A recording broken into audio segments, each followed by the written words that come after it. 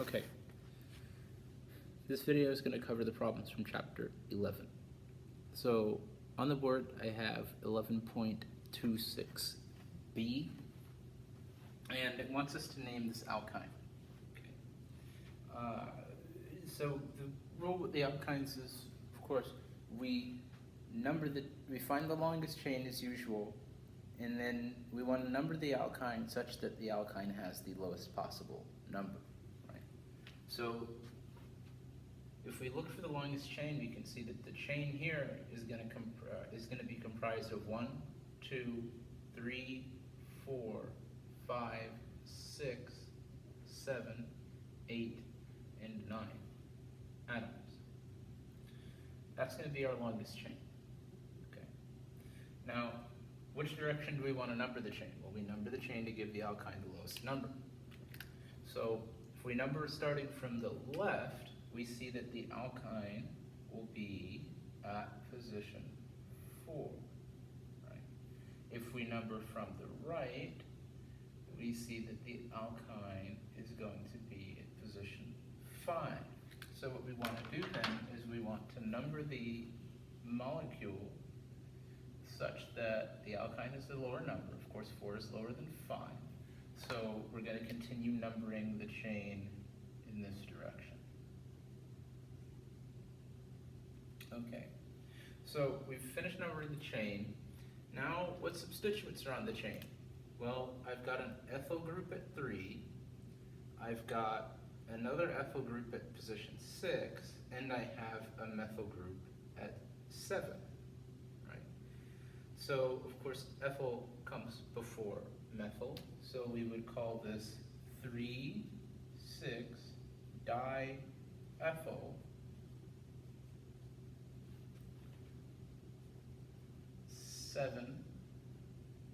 7-methyl. This is a 9-carbon chain, so this is going to be non.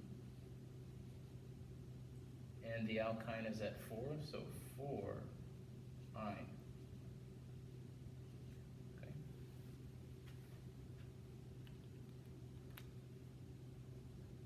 Let's try another one. Let's try 11.26c. So for 11.26c, we have this.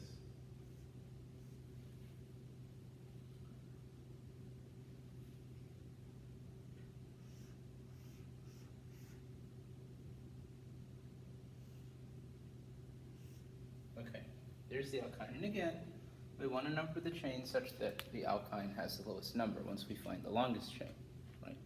And we can see that the longest chain is going to be the chain going up and to the right. So clearly, if we number it starting from the left, the alkyne is going to have 1, the number 1. So we'll do that. We'll say 1, 2, 3, 4, 5, and 6. So this is going to be a hexyne. Right? Now, we see that this hexyne is going to have an ethyl group of 3. So we can go ahead and call this 3-ethyl hex, and the alkyne is at position 1. So hex-1-ine. Okay.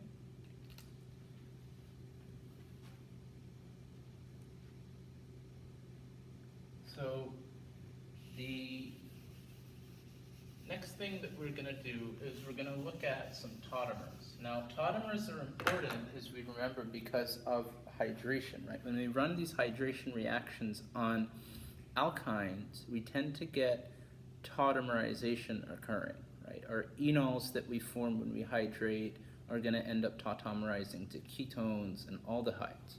So it's important to know what those look like.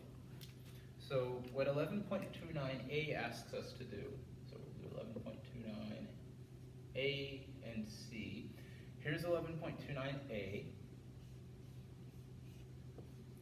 And what it asks us to do, right, is to draw the enol form of the ketotautomer in parts A and be in the keto form of each enol tautomer in parts C and D. So we're going to take this keto, right? This is the keto form, and we're going to draw the enol tautomer, right?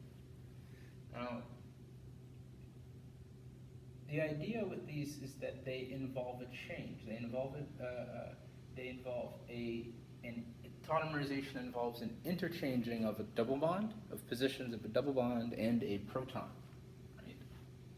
So if, for instance, I were to somehow take a base, right, and I were to remove this proton here, right, we could see that we could form a double bond there, which would push these electrons onto the oxygen up to here, right? This would be the result of that reaction.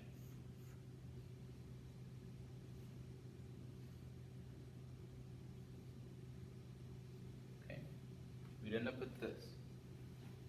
And of course our base that we use, right, is now going to be bonded to a hydrogen, right? So we're using a catalytic amount of base. Right? Because we're using this catalytic base, we need to regenerate, right? And of course we can do so here using this oxygen to grab the proton off of the base and kick the electrons back onto it, regenerating it. And we end up with the enol form of our ketone. So what we see, or of our aldehyde specifically, but what we see here is that the difference between the keto and the enol is an interchanging of the double bond and a proton. We see that this proton ended up moving over here, and we see that this double bond here is now here, right? So another way that you could have done this without going through the mechanism is you could really just sort of look at it, right? You can say, well, you know, if this is the keto form, then we can interchange the two groups in our head, and we can say that this is going to be the enol form. Okay? So there's the tautomerization. Now let's try C, where we go back from an enol to a keto form. Okay? Enol to a keto form. So here's an enol.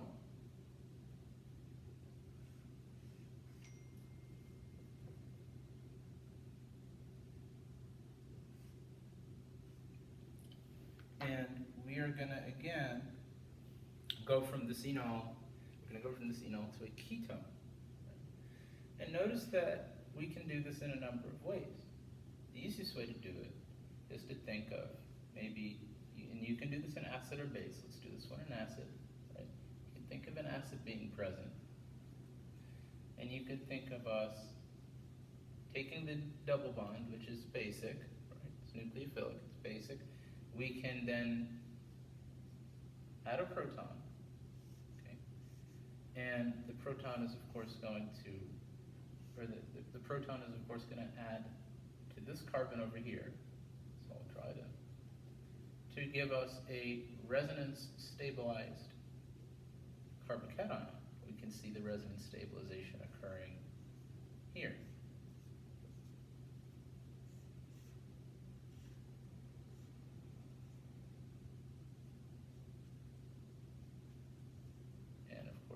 Methyl group and the proton that we added to the left side. Now, notice that there is a hydrogen down here. There's a hydrogen here, there's a hydrogen here, hydrogen is still here. I haven't drawn it in, but it is there, right? So what I've done is I've taken some acid and I have effectively, right, I've removed the double bond. What I need to do, and again, this is catalytic, is I need to regenerate my acid, right? And I can regenerate my acid in a number of ways, but the easiest way it, easiest way to do it is, of course, to neutralize this positive charge on the oxygen. So we will do that there. And we see that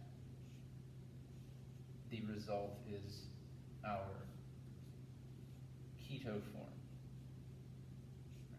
And again, just like the problem before, we can just sort of do this in our head without doing the mechanism, right? Because we can see that again, what we've done is we've interchanged the position of a double bond and a proton, which is here. Here's the proton, and here's the proton. So we've interchanged the position of a double bond and a proton. We can do this automatically in our heads without the mechanism. We can see that this is going to give us the keto form. Okay. Next is going to be 11.33. I picked out A, C, D, and E. So let's go over those. It says draw the products formed when hex 1-ine is treated with each reagent. So first off, what is hex 1-ine? Well, it's a hexine with the double bond with the triple bond at position 1. So there's 1, 2, 3, 4, 5, 6, and of course make sure that the geometry around the triple bond is linear. Right? 1, 2, 3, 4, 5, and 6. There's hex 1-ine. And the first thing that we're going to do is we're going to treat it with 2 equivalents of hydrochloric acid, right? And I've said this many times in sessions, right? The alkene reactions and the alkyne reactions are extremely similar. In fact, they're basically the same thing. The only difference is that now you have 2 double bonds, and you can thus add 2 equivalents of HX to an alkyne, right? As opposed to only 1 equivalent to your alkene. So I'll draw the mechanism on this one here, and we'll see that, right? And I'm going to draw it a little bit differently. Draw it like this. And we can see that if we added HCl, it would be exactly the same way as we would do with the alkene. We'd attack this partial positive hydrogen, we'd move these electrons onto the chlorine, and we would end up with this. There would be a double bond here, right? And of course, this is going to be Markovnikov addition, so we expect that the hydrogen would add to this carbon, and that there would be a partial, or there would be a positive charge, sorry, on the more substituted vinyl carbon over here. So then, of course, we can take the chlorine and we can attack. In doing so, we will have generated this vinyl chloride. This double bond can act again with another HCl. And the important thing here is to see, right, where is the, I missed some carbons. Where is the positive charge going to form? Well, it's going to form here. It's going to form at this position because of resonance. So let's look at that. If we form the partial positive charge here, right, then we see that that partial positive, or that part, that, I keep saying partial, it's not a partial, it's a complete positive charge. The positive charge is going to be stabilized via resonance at this position, right, by the chlorine. Therefore, if the charge is going to form there, we can imagine that the chloride, the second equivalent of our chloride, is going to attack there. And the result of this is going to be to generate a geminal dichloride. Right? Notice that we added the 2 hydrogens to the same carbon, and the 2 chlorines to the same carbon. And this can be seen, the reason for this can be seen based on the mechanism that we've just walked through. Okay. The next example that we have is Cl2, 2 equivalents of Cl2. And if we do that, we can see that we're going to get it's exactly the same thing as adding Cl2 to an alkene, except we're going to add 2 equivalents. So here's the Cl2, and of course the attack there. We will have attack here. These electrons will move to here, as usual. We see that what is formed, and let me draw it like this. What is formed is a chloronium ion, right? And we see that this is going to proceed via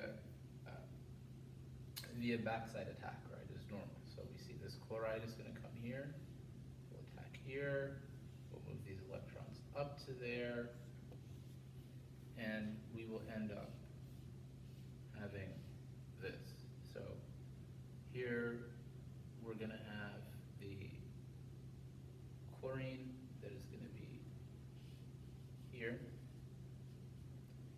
and we'll have the other chlorine that is going to be, let me not draw stereochemistry at this, let me just put it this way, because we are at an alkene. Let me not do that. Let's do that. Here's the chlorines, okay? And then the Cl2 is going to add again in the same manner. So again, we see another equivalent of Cl2 adding. So again, we see this occurring. This bond is going to break. And now we have broken that bond. We have the 2 chlorides there. And we see that there is a chloronium ion forming yet again with a positive charge. And the other chloride can come in and attack it. And the result is that we will get a tetrachloride. Okay.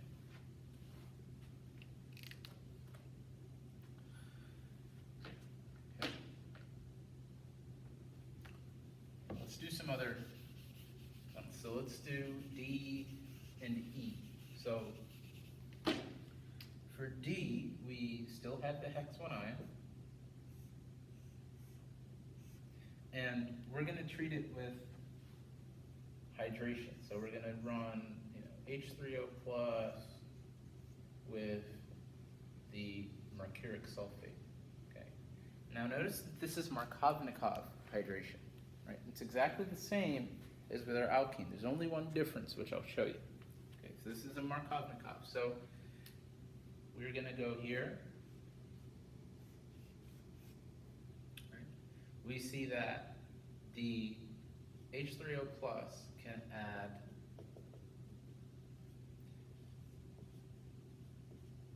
as follows. Here is going to be the positive charge that we form. Of course, again, this is Markovnikov. There's 1, 2, 3, 4, 5, and 6. And I'll put the hydrogen there for good measure. Of course, our nucleophile is now going to be a water molecule, and we can see the water molecule attacking.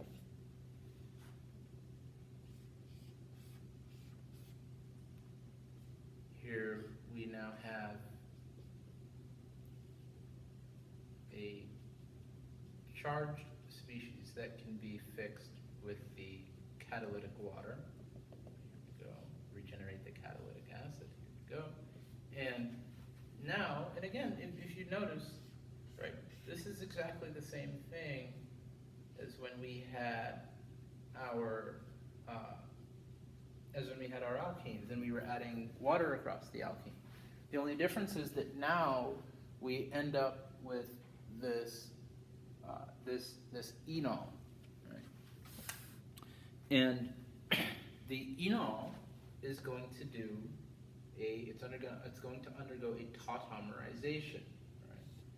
And it's going to tautomerize. We did this earlier, this exercise, so I'm not going to do the mechanism. But it's going to end up tautomerizing to a ketone. Okay.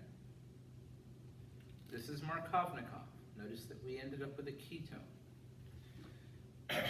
For problem E, we are using, instead of the acid and the mercuric sulfate, we're going to be doing a hydroboration oxidation. So we're going to be using R2BH to prevent a trialkyl borane from forming, and then we're going to use this hydrogen peroxide and hydroxide in order to carry out the oxidation portion of the hydroboration oxidation. So, and I'm not going to go through the mechanism really for this because it's essentially the opposite of what we've just done. The mechanism, the actual mechanism is quite complicated, but the idea is that the addition is going to occur anti-Markovnikov, such that we would end up with this.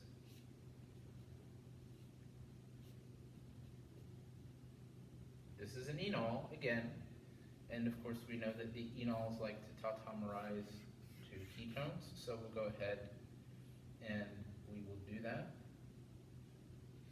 and tautomerize our enol to a ketone. Notice that this keto form is not a ketone, it is an aldehyde. The reason that we call it a keto form is because, of course, we have this double bond to the oxygen.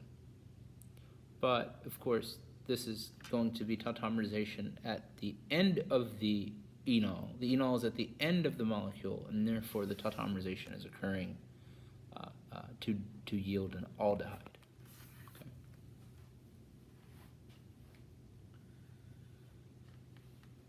Next, we have 11.5. So here is 11.50, so 11.50. 11.50 C. Now we're going to get into a little bit of synthesis here. Okay. It says, what acetylide, anion, and alkyl halide are needed to synthesize each alkyne? Right. So here's the alkyne that we are looking at. Looks like this.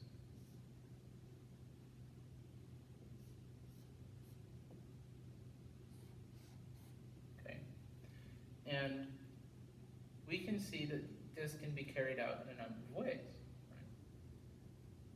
Right? I can, if you notice, this could have been prepared by an alkylation, right? And again, I could have even done two alkylations. Right? But the idea here is, okay, here's an acetylide ion.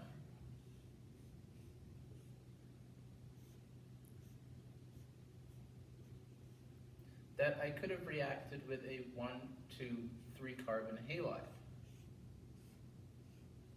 Right? So this could have taken place to give me the target.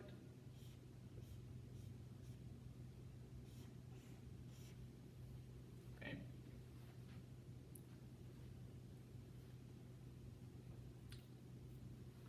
And again, also notice that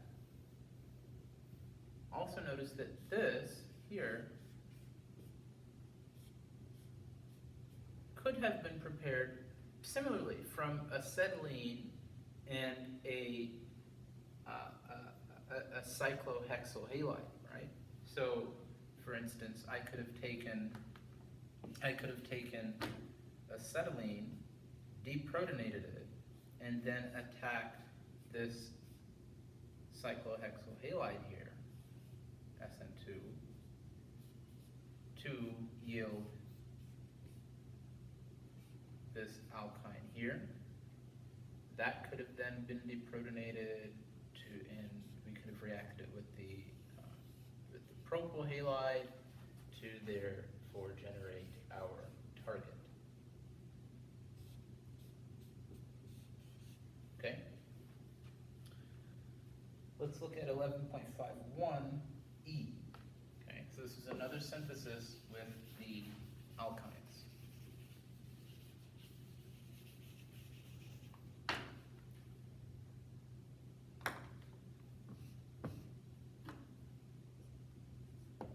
Here is the target. And it wants us to synthesize this from acetylene and any other organic or inorganic reagents. Right? So something that we can see here is we have a ketone. And if we're making it from acetylene, we know that what acetylene likes to do, or acetylene is an alkyne, and we know that alkynes can tautomerize and yield ketones, right? So it looks as though what we've done is we've taken acetylene, we've alkylated it, and then we've run a tautomerization. Right? So what we have is a 1, 2, 3, 4, 5, 6, 7, 8 carbon molecule, right? Which means that conceivably this could have been done by adding 3 carbons to either side, giving us a total of 8, right? So here we see if we added again some sort of propyl halide, we would end up with that.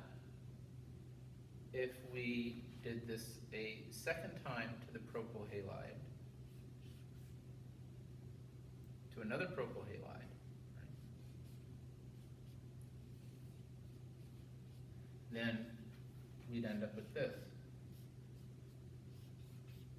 Notice that this can easily be tautomerized with the addition of acid to yield our product, a ketone. Okay.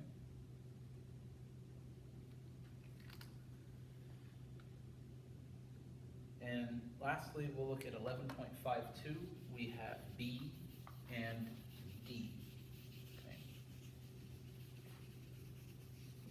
Okay. So 11.52 says, devise the synthesis of each compound using CH3, CH2, and then a CH bonded to a CH2 double bond. Right? This is double bond. So here's CH3, CH2. This is going to be a double bond. Right? So that's what it wants us to use. Okay. This is the starting material. So, in other words, what we have is but-1-ine. So, or but-1-ene, sorry. So, let's make but-1-ene look a little bit nicer. So, here's but-1-ene, right? And it wants us to make a synthesis, it wants us to devise a synthesis of this dibromide in B. So, it wants us to take this and somehow convert it to this general dibromide. Now, something interesting to note, right, is that if I were to create a geminal dibromide, I really only know one way to do it, right? The way to do it would be, right, to form an alkene of some sort, all right, and then to add HBr across it twice, right, so that we get the geminal, right? So, or the alkyne. I'd form an alkyne of some sort and I'd add HBr across it twice to yield this geminal dibromide, right? So, how can we form an alkyne from an alkene? Well, I only know really one way to do so, right? If I am going to add, right, Br2, if I take this, so if I add Br2, again, I'm not going to go through the mechanism because we've done that already. If I add Br2, we see that we end up getting this. Here's Br2, added across the alkene. Okay. Notice that I can run two subsequent elimination reactions, right? I can take off this proton here and eliminate this bromine, and then I can take off this proton, eliminate this bromine. This is going to yield us an alkyne. It's going to yield us but1I, right? And then notice that if I add HBr Markovnikov, right, across but1I, then we see that we have generated our product, this geminal dibromide. Okay, and that's what we wanted. Okay. Now let's look at D.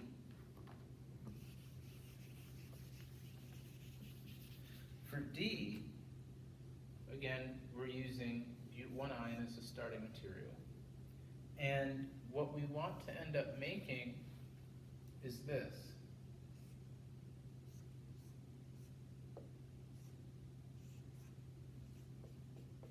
Okay.